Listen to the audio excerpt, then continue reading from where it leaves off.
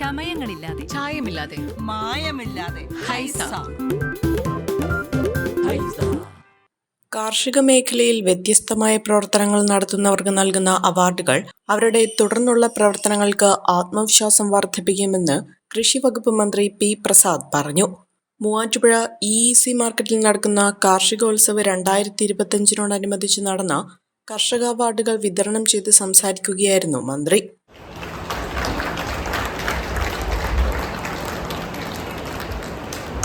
ഒരു ഭരണകൂടത്തിൻ്റെ ഏറ്റവും പ്രധാനപ്പെട്ട കടമ അന്നം ഉൽപ്പാദിപ്പിക്കുന്നവരോടൊപ്പം നിൽക്കുക എന്ന് തന്നെയാണ്.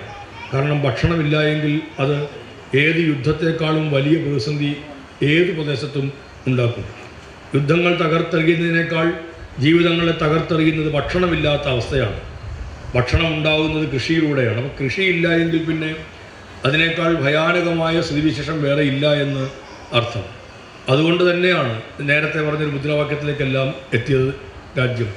ലോകം തന്നെ ഇന്ന് അംഗീകരിക്കുന്ന ഏറ്റവും പ്രധാനപ്പെട്ട കാര്യമാണ്. അതുകൊണ്ട് കൃഷി എന്നത് കേവലം നമുക്കൊരു സംസ്കാരമെന്നോ ഒക്കെ പറഞ്ഞതിനപ്പുറത്തേക്ക് കൃഷി എന്നത് ജീവിതം തന്നെയാണ്.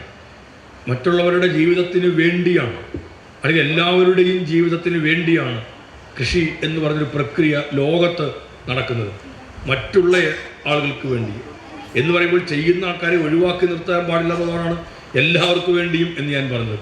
എല്ലാവർക്കും വേണ്ടി നടക്കുന്ന, മനുഷ്യരാശിക്ക് മുഴുവൻ വേണ്ടി നടക്കുന്ന ഒരു പ്രക്രിയയാണ് കൃഷി. അങ്ങനെ പറയാൻ പറ്റുന്ന വേറെ ഒരു പ്രക്രിയയും പറയാൻ പറ്റുകയില്ല.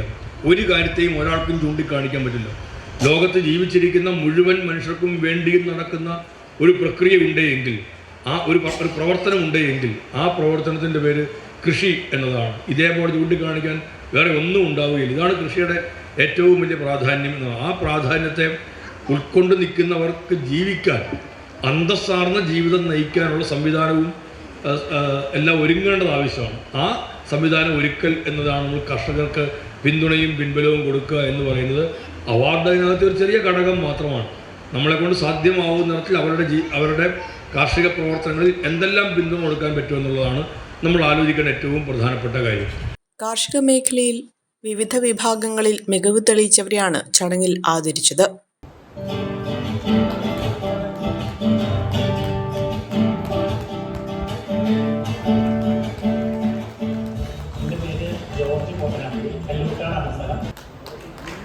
മൂന്നാം സമ്മാനം ലഭിക്കുന്നത് കല്ലൂർക്കാട് കൃഷിഭവൻ പരിധിയിലുള്ള ലാൽ ജേക്കബ് റാത്തപ്പള്ളിയിലാണ്. അദ്ദേഹത്തെ ക്ഷണിക്കുന്നു. മികച്ച കർഷകയ്ക്കുള്ള അവാർഡാണ്. ഒന്നാം സമ്മാനം ആവോലി കൃഷിഭവൻ പരിധിയിലുള്ള ലിജി ജോസഫ് മുതക്കുന്നേലിനാണ്.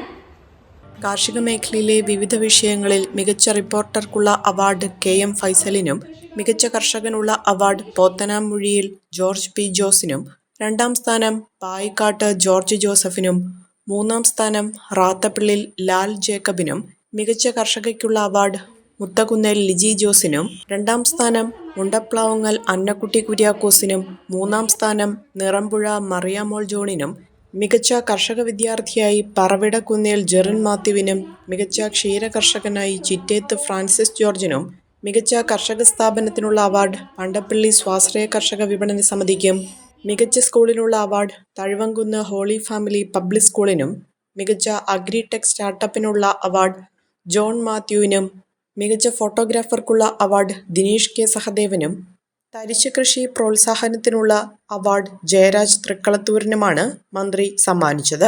ചടങ്ങിൽ block panchayat president KG Radhakrishnan അധ്യക്ഷത വഹിച്ചു. മുൻ MLA ബാബു പോൾ, മുൻ ജില്ലാ panchayat president Ullas Thomas, block panchayat അംഗങ്ങളായ Riyas Khan, professor Jose Augustine, Zhivago Thomas, Bestin Chettoor, Sibil Sabu, Mercy George, Rama Ramakrishnan, Bini Shaimon, panchayat പ്രസിഡന്റുമാരായ OP baby, Surumi Ajeesh, Ancy Jose, Shelmy John, KP Abraham, കൃഷിവകുപ്പ് മേധാവികളായ ഷേർലി സക്കറിയ, ടാനി തോമസ്, സാനി ജോർജ് എന്നിവർ പങ്കെടുത്തു. അഹല്യയിലെ വിദഗ്ധരായ ഡോക്ടർമാരുടെ ചികിത്സ കൊണ്ട് എനിക്ക് എന്റെ കാഴ്ചശക്തി പൂർണ്ണമായും തിരിച്ചു കിട്ടി. ഇപ്പൊ എനിക്ക് ഈസിയായി വായിക്കാം. നേത്ര സംരക്ഷണത്തിന് നമ്മുടെ Ahalya. Ahalya foundation eye hospital, കേരളത്തിൽ എല്ലായിടത്തും.